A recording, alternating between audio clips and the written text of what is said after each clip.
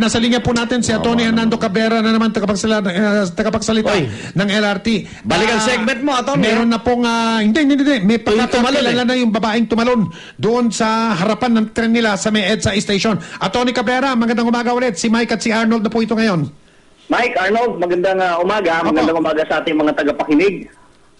Mike, yung latest update natin, yung operasyon natin ganun pa rin kasi hindi pa rin magamit at the moment yung EDSA station natin. Pero natanggal na ho yung bangkay, natanggal na ho dun sa area na idala na sa funeraria. Alam na ba ho ng mga kamag-anak, Atty.?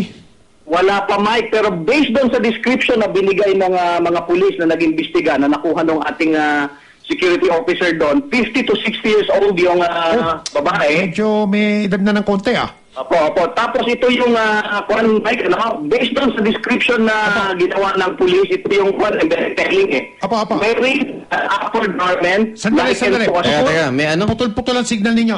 Para malinaw. Mike, ito. Ayan, sige.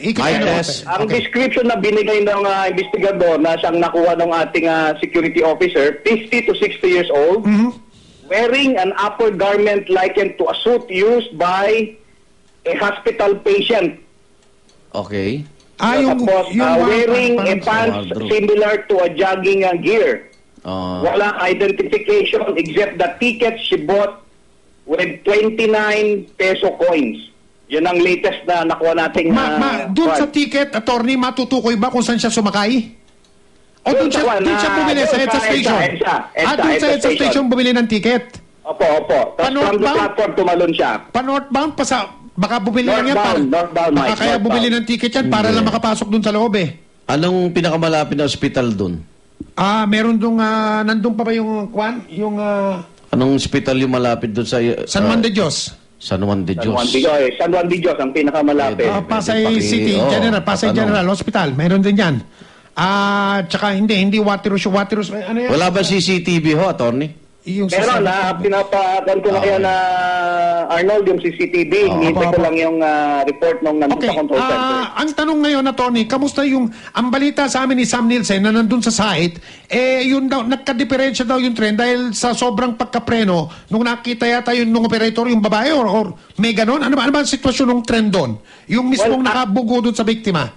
Well, actually, Mike, ang nangyari, kumalang yung katawan doon sa release, pakita ng release at saka yung gulong. Na-discarrel?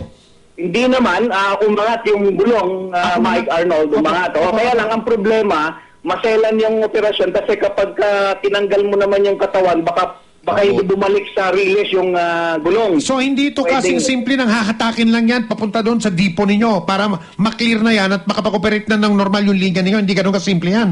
Tama yun, Mike, kasi umangat yung gulong, may posibilidad na matanggal siya, matungkab siya doon sa release. Opo, meron na bang sinabi sa inyo, nagbabakasakali lang kami, sa puntong ito, Atty. Cabrera, yung mga tauhan nyo doon mismo sa EDSA station, yung mga maintenance ninyo, kung ganong katagal ang gugugulin o ang kakailanganin bago may balik sa normal ang operasyon ng LRT, yung mabuo na yung linya ninyo?